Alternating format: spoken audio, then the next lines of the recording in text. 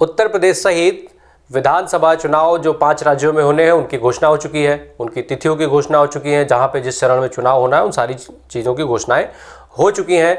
पार्टियां जो हैं वो अपने अपने प्रत्याशियों को चुनने में लगी हुई हैं।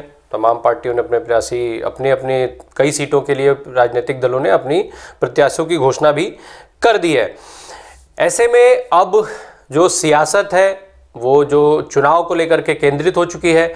हम उत्तर प्रदेश की सियासत से जुड़े हुए अपने किस्सों की इस सीरीज जो सियासी किस्से हैं उसकी सीरीज राजनीति में अभी तक कई सारे किस्सों की बात कर चुके हैं। उत्तर प्रदेश के विधानसभा की पहले विधानसभा से लेकर के और 17वीं विधानसभा के चुनाव से लेकर और तमाम तरीके की जो अलग अलग घटनाएं हुई और कई सारी किस्से हुई उनके बारे में हम विस्तार पूर्वक बात कर चुके हैं। 2017 तक की जो चुनाव हुए उसकी बात हो चुकी है। जो इस सरकार का कार्यकाल है उसमें जो तमाम सियासी घटनाएं हुई उनकी भी बात हो चुकी है। आज के अपने इस सियासी किस्से में बात होगी एक ऐसे उत्तर प्रदेश के एक ऐसे सियासी परिवार की जिसके कलह ने 2017 का विधानसभा चुनाव जबरदस्त रूप में प्रभावित किया था और अब उसी कलह के खत्म होने से 2022 में विधानसभा का चुनाव भी ठीक उतना ही प्रभावित होता हुआ माना जा रहा है। नमस्कार, उत्तर प्रदेश की सियासी किस्सों से जुड़े हुए हमारी इस खास पेशकश राजनीति में आपका स्वागत। आज बात यूपी के सबसे बड़े सियासी परिवार की, आज सियासी परिवार के इस कलह की, राजनीति की एक एक करके एक एक बात की जाएगी इस किस्से में। शुरुआत करेंगे हम इस परिवार के मुखिया और परिवार के राजनीति की शुरुआत जहां से होती है, नींव जहां से पड़ी थी वहां से। मुलायम सिंह यादव उत्तर प्रदेश की राजनीति में एक ऐसा नाम जो अपने शुरुआती दौर से और आज तक सत्ता से लेकर के और राजनीति की धुरी बना हुआ है। लंबे समय तक राजनीति इनके इर्द गिर्द घूमती रही है। आज भी अपने अस्वस्थ होने के बावजूद कहीं ना कहीं सत्ता की जो धुरी है वो वहीं पर केंद्रित मानी जाती है। यूपी के सियासत में हर बड़ी घटना जो है वो कहीं ना कहीं मुलायम सिंह यादव से जाकर के जुड़ जाती है। मुलायम सिंह यादव के राजनीतिक कैरियर की शुरुआत उनके मात्र 14 साल की अवस्था से हुई। 14 साल की उम्र में उनके राजनीतिक कैरियर की शुरुआत उस वक्त हुई थी जब राम मनोहर लोहिया के आह्वान के बाद नहर रेट आंदोलन में वो कूद पड़े थे, फिर वो जेल गए। केवल 28 साल की उम्र में उनको टिकट मिला था। 1967 का साल था, संयुक्त सोशलिस्ट पार्टी थी, उसमें उनको टिकट मिला। पहली बार वो जसवंत नगर की विधानसभा सीट से चुनाव लड़ करके और चुनाव जीते और उत्तर प्रदेश विधानसभा के सदस्य हुए। मुलायम सिंह यादव जब से उनका कैरियर शुरू हुआ राजनीति के केंद्र में बने रहे। लंबे समय तक उन्होंने उत्तर प्रदेश से लेकर के और केंद्र तक की राजनीति की। उत्तर प्रदेश के 3 बार मुख्यमंत्री रहे, देश के रक्षा मंत्री रहे। बतौर उत्तर प्रदेश के मुख्यमंत्री और देश के रक्षा मंत्री मुलायम सिंह यादव के कई ऐसे काम हैं, कई ऐसे जनहित के काम हैं जिनके लिए उनकी समय समय पर सराहना की जाती है। मुलायम के राजनीतिक कैरियर और उनके सियासी किस्सों की बात होगी तो उस पर कई वीडियो बन सकती है। बहरहाल आज जो बात होनी है वो 2017 के चुनाव के पहले 2015-16 में इस विवाद की नींव पड़ी थी, जो मुलायम सिंह यादव के परिवार में जो विवाद हुआ, जो कलह हुआ, जिसके बाद परिवार में एक बड़ा बंटवारा हुआ, जिसका जनता में संदेश गलत गया था। उस विवाद की बात करेंगे और वर्तमान समय में क्या सिनेरियो है बन रहा है उसकी बात की जाएगी। मुलायम सिंह यादव के परिवार में जो विवाद की नींव है वो तो 2012 के विधानसभा चुनाव के बाद ही पड़ गई थी। साल 2012 में जब उत्तर प्रदेश में विधानसभा के चुनाव हुए तो समाजवादी पार्टी को पूर्ण बहुमत हासिल हुआ।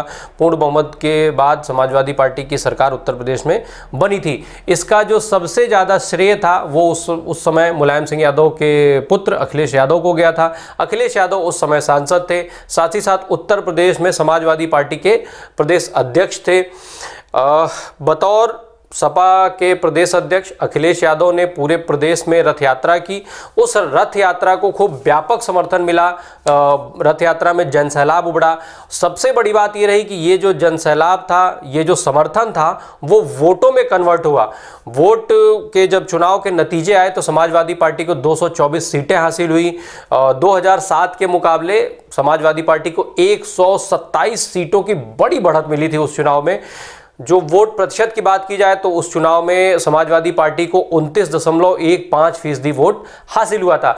ये जो वोट प्रतिशत था, जो वोट था, जो सीटें थी, उन सबको हासिल करने का पूरा श्रेय अखिलेश यादव को उस समय दिया गया। जब समाजवादी पार्टी को इतनी बड़ी जीत मिली, फिर मुख्यमंत्री बनाए जाने की बात हुई। नेताजी मुलायम सिंह यादव उस समय तक अपना मन बना चुके थे कि वो अब अपनी विरासत अपने बेटे, जो राजनीतिक विरासत थी उनकी, अपने बेटे अखिलेश यादव को सौंपेंगे, पर वो इंतजार कर रहे थे सही मौके का। अब जब पूर्ण बहुमत समाजवादी पार्टी को मिला था और अखिलेश यादव की रथ यात्रा का जो जन सैलाब था वो वोटों में कन्वर्ट हुआ था, इससे अच्छा मौका इस चीज के लिए नहीं हो सकता था। हालांकि चूंकि पर जब विरासत सौंपी जाती है तो विवाद हमेशा से होते हैं, ये इतिहास है, और पूरी दुनिया के जो अलग अलग विरासत सौंपने की घटनाएं हैं उनमें ये मिलता है कि विवाद होता ही होता है।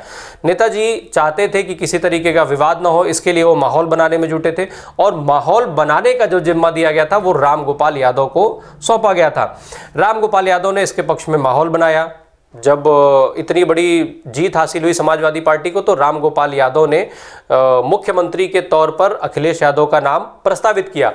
उस समय परिवार से किसी ने भी विरोध नहीं किया, पर जो मुस्लिमों के बड़े चेहरे के तौर पर जाने जाने वाले आजम खान ने इसका विरोध किया और वो मुलायम सिंह यादव को सीएम बनाने पर अड़ गए थे। मुलायम सिंह यादव ने आजम खान के अड़ने के बाद भी राम गोपाल यादव के प्रस्ताव पर अपना वीटो लगाया और अखिलेश यादव मुख्यमंत्री बनाए गए उत्तर प्रदेश के। इसके बाद यहां से एक नए युग की शुरुआत की मानी गई। ये माना गया कि समाजवादी पार्टी में अब मुलायम सिंह यादव से इतर अखिलेश यादव के बारे में सोचा जाना शुरू हुआ। अखिलेश यादव की युवा सोच के हिसाब से समाजवादी पार्टी में तमाम मॉडिफिकेशन होंगे। ये माना जाने लगा कि समाजवादी पार्टी का जो उसकी छवि थी वो बदली जाएगी, और इसकी शुरुआत भी अखिलेश ने बहुत अच्छे से की थी। राम गोपाल यादव की बात चूंकि वैसे भी मानी जानी थी, क्योंकि अमर सिंह के हटाए जाने के बाद, अमर सिंह कभी दिल्ली में समाजवादी पार्टी की राजनीति का केंद्र हुआ करते थे। जब अमर सिंह को पार्टी से बाहर का रास्ता दिखा गया तो राम गोपाल यादव ही दिल्ली में समाजवादी पार्टी की राजनीति का केंद्र हुए। मुलायम सिंह यादव ये भी जानते थे कि जो उनके पुराने साथी हैं, जो उनके साथ समाजवादी पार्टी की शुरुआत से जुड़े हुए हैं, वो अखिलेश जैसे युवा का जो नेतृत्व है उसको पचा नहीं पाएंगे। ऐसे में अखिलेश यादव को फ्री हैंड नहीं मिल पाएगा और तमाम तरीके की राजनीतिक अड़चनें उनके सामने आने लगेगी। फिर जो ये पुराने नेता हैं वो अखिलेश के साथ अपना सामंजस्य नहीं बैठा पाएंगे। ऐसे में मुलायम सिंह यादव ने एक बड़ी चाल चली। उन्होंने अपने जो पुराने समाजवादी साथी थे उनको एक एक करके दिल्ली भेजना शुरू कर दिया। नरेश अग्रवाल, दर्शन सिंह यादव, पारसनाथ यादव, रेवती रमन सिंह जैसे ये जो पुराने साथी थे इनके, उन सबको राज्यसभा भेज दिया गया। प्रदेश में कोई दखल ना देने की शर्त पे, जो प्रदेश की राजनीति थी उसमें दखल ना देने की शर्त पे बेनी प्रसाद वर्मा जैसा व्यक्ति प्रदेश में बना रहा। उसके साथ ये शर्त रखी गई कि अखिलेश के कामकाज में आप किसी तरीके की बाधा या किसी तरीके का दखल नहीं देंगे, और हुआ भी ठीक वैसे ही। बेनी प्रसाद वर्मा ने उस चीज़ को माना। अब इन सारे अमर सिंह पहले ही पार्टी से बाहर हो चुके थे, उनकी पार्टी में वापसी की बातचीत चल रही थी। ऐसे में अखिलेश यादव के लिए जो सबसे बड़ी चुनौती बचे थे वो दो नेता थे, शिवपाल सिंह यादव और आजम खान। आजम खान को भी मुलायम सिंह यादव राज्यसभा भेजना चाहते थे, पर मुस्लिम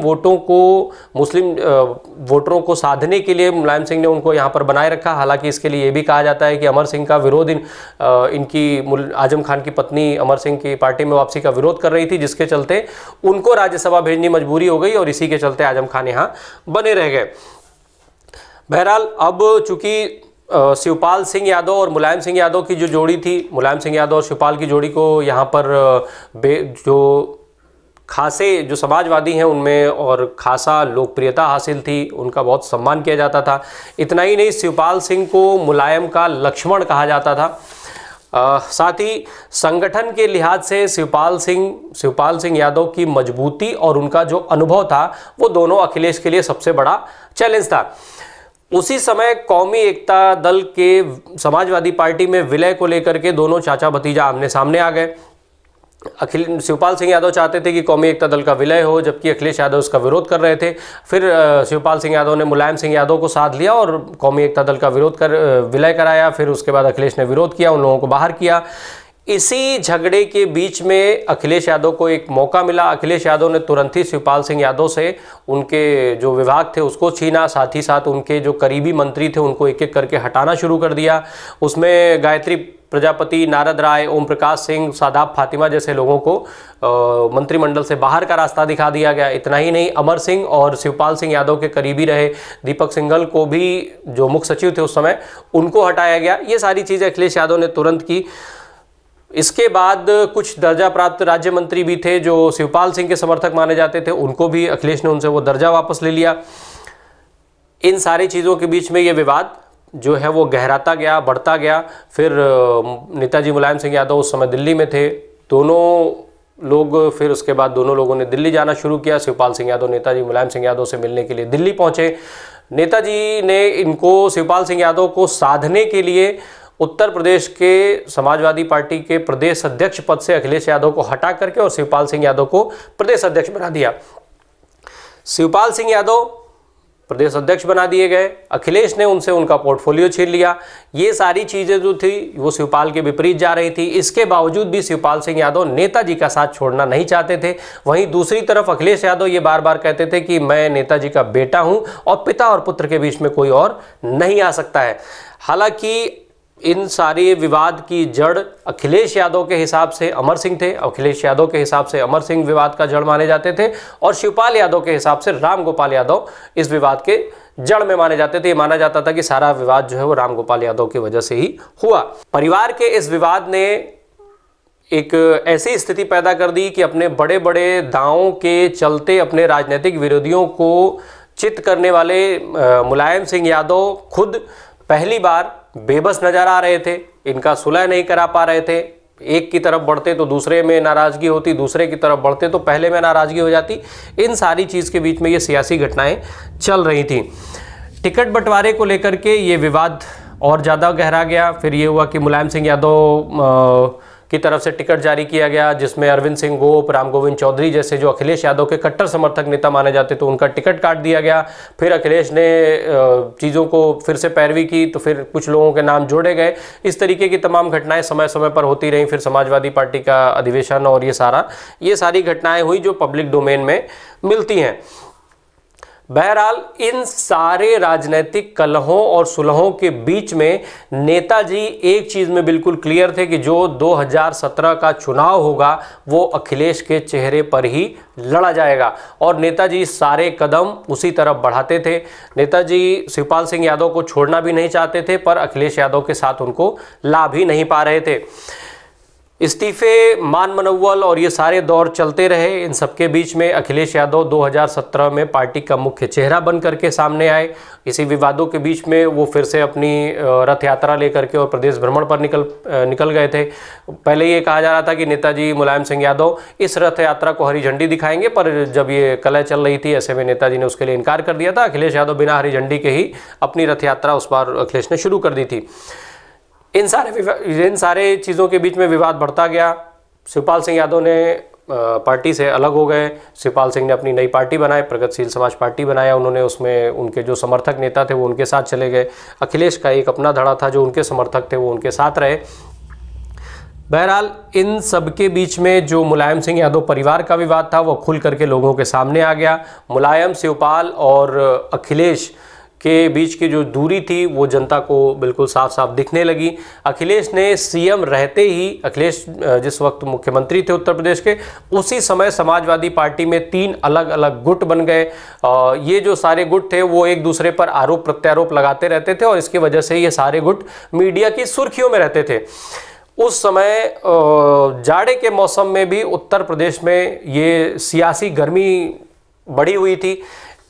फिर ये जो सारी घटना थी, ये जो लोगों तक ये जो कलह पहुंचा, उसका सीधा सीधा असर साल 2017 के चुनाव में समाजवादी पार्टी पर पड़ा। लोगों का भरोसा समाजवादी पार्टी से उठ गया और इसका नतीजा ये हुआ कि 2017 के विधानसभा चुनाव में समाजवादी पार्टी को बुरी तरीके से हार का सामना करना पड़ा। समाजवादी पार्टी सत्ता से बाहर हो गई। इसके बाद भी ये सारा विवाद जारी रहा। साल 2019 के लोकसभा चुनाव जब हुए तो उसमें मुलायम परिवार की जो सबसे पसंदीदा सीटों में से एक मानी जाने वाली फिरोजाबाद की सीट पर इस विवाद की बानगी दिखी। 2019 के लोकसभा चुनाव में शिवपाल यादव ने फिरोजाबाद की सीट से चुनाव लड़ने की घोषणा कर दी। वो सीट उस समय समाजवादी पार्टी के कब्जे में थी और अक्षय यादव वहां से सांसद थे। 2014 के चुनाव में अक्षय यादव ने समाजवादी पार्टी से बागी हो चुके एसपी सिंह बघेल को, जिनके लिए कहा जाता है कि मुलायम सिंह यादव ने इनको नेता बनाया था, उसको हरा करके और अक्षय यहां से सांसद चुने गए थे। अक्षय यादव राम गोपाल यादव के बेटे हैं, इस नाते शिवपाल सिंह यादव ने वहां से चुनाव लड़ने की घोषणा की, क्योंकि उनके हिसाब से सारा जो पारिवारिक विवाद था उसकी जड़ राम गोपाल यादव ही थे। शिवपाल सिंह यादव वहां से चुनाव जीत तो नहीं पाए, पर अक्षय यादव को हराने का जो उनका मंसूबा था वो उसमें कामयाब रहे। वो सीट, नतीजा ये हो गया कि वो सीट समाजवादी पार्टी के हाथ से फिसल गई और भारतीय जनता पार्टी के पाले में चली गई। अब जब साल 2022 में चुनाव होने जा रहा है, चुनाव की चारों तरफ तैयारियां चल रही हैं, हर राजनीतिक दल अपने अपने तैयारी में जुटा हुआ है। ऐसे में अखिलेश यादव और शिवपाल सिंह यादव एक मंच पर आ चुके हैं, जो इस दौरान तमाम अलग अलग तरीकों से गाहे बगाहे इन सबको एक करने की जो कोशिशें थी वो कोशिशें अब कामयाब हो गई हैं। चाचा भतीजा अब एक मंच पर आ चुके हैं। इन जो अखिलेश हैं वो एक तरफ जहां युवाओं में खासे लोकप्रिय हैं, वहीं शिवपाल सिंह यादव संगठन के मामले में माहिर खिलाड़ी माने जाते हैं। ये अब माना जा रहा है कि इन दोनों के एक होने से कई सियासी समीकरण जो है वो नए रूप ले लेंगे, कई सियासी समीकरण बदल जाएंगे। सबसे बड़ी बात यह कि जो शिवपाल सिंह यादव का यूपी के लेकर के जो सिनेरियो है, जो उनकी जानकारी है और जो संगठन का लंबा अनुभव है, उसको लेकर के लोग अब शिवपाल सिंह यादव की तुलना भारतीय जनता पार्टी के चाणक्य कहे जाने वाले अमित शाह के संगठन के मामलों से करने लगे हैं। ऐसे में अगर यूपी के सिनेरियो में देखा जाए तो शिवपाल सिंह का अनुभव लोग ज़्यादा महत्वपूर्ण मान रहे हैं। शिवपाल के संगठन की क्षमता अमित शाह के मुकाबले ज़्यादा मानी जा रही है। ऐसे में ये माना जा रहा है कि अब शिवपाल सिंह यादव और अखिलेश यादव के एक मंच पर आ जाने से जो भारतीय जनता पार्टी का समीकरण है वो पूरी तरीके से गड़बड़ा जाएगा। इतना ही नहीं, ये भी कहा जा रहा है कि यदि ईमानदारी से काम हो तो अमित शाह की हर चाल का काट शिवपाल सिंह खोजने का मादा रखते हैं। अब जब चुनाव की तैयारी हो रही है, भारतीय जनता पार्टी से मंत्रियों और विधायकों को का छोड़ करके जाने का जो सिलसिला है वो लगातार चल रहा है। स्वामी प्रसाद मौर्य, दारा सिंह चौहान, धर्म सिंह सैनी समेत तमाम बड़े जो कैबिनेट मंत्री हैं, हालांकि ये दूसरे दल से आए हुए लोग थे, ये अब भारतीय जनता पार्टी को छोड़ चुके हैं, समाजवादी पार्टी का दामन थाम चुके हैं, समाजवादी पार्टी में जा चुके हैं। इसके अलावा हर रोज़ एक नया नाम सामने आता है कि अब इनकी बारी है, ये यहाँ से भारतीय जनता पार्टी को छोड़ करके और समाजवादी पार्टी का दामन थामने की तैयारी में है। ऐसे में कई और बड़े नेता, कई और मंत्री, कई और विधायक लाइन में बताए जा रहे हैं जो भारतीय जनता पार्टी छोड़ करके और समाजवादी पार्टी के हिस्से में जा सकते हैं। ऐसे में इन दोनों का एक मंच पर आ जाना न केवल भाजपा की मुश्किलें बढ़ा रहा है, बल्कि जो चुनाव का माहौल है उसको भी एक अलग दशा और दिशा देने की शुरुआत हो चुकी है। इससे न केवल भाजपा की मुश्किलें बढ़ी हैं, बल्कि अब भारतीय जनता पार्टी पर हार का खतरा भी मंडराता हुआ दिखाई देने लगा है और ये खतरा लगातार बढ़ता जा रहा है। ऐसे में जो दूसरे दलों से आने वाले लोग हैं, जो दूसरे दलों से आने वाले जो बड़े नाम हैं, वो इन चुनाव में महत्वपूर्ण भूमिका निभा सकते हैं। और साथ ही साथ अब अखिलेश की लोकप्रियता और शिवपाल का जो संगठन का अनुभव है वो भी एक हो जाने से भारतीय जनता पार्टी की मुश्किलें कितनी बढ़ती हैं, चुनाव के क्या परिणाम आते हैं, ये आने वाले समय में पता चलेगा। बहरहाल सियासी किस्सों के ऐसे तमाम जो दूसरे किस्से हैं या आने वाले जो चुनाव को लेकर के जो बड़ी घटनाएं होंगी वो हम आपको सियासी किस्सों में बताते रहेंगे। हमारे साथ बने रहिए। यूट्यूब पर हमें सब्सक्राइब कीजिए, फेसबुक पर हमारे पेज को लाइक कीजिए। धन्यवाद।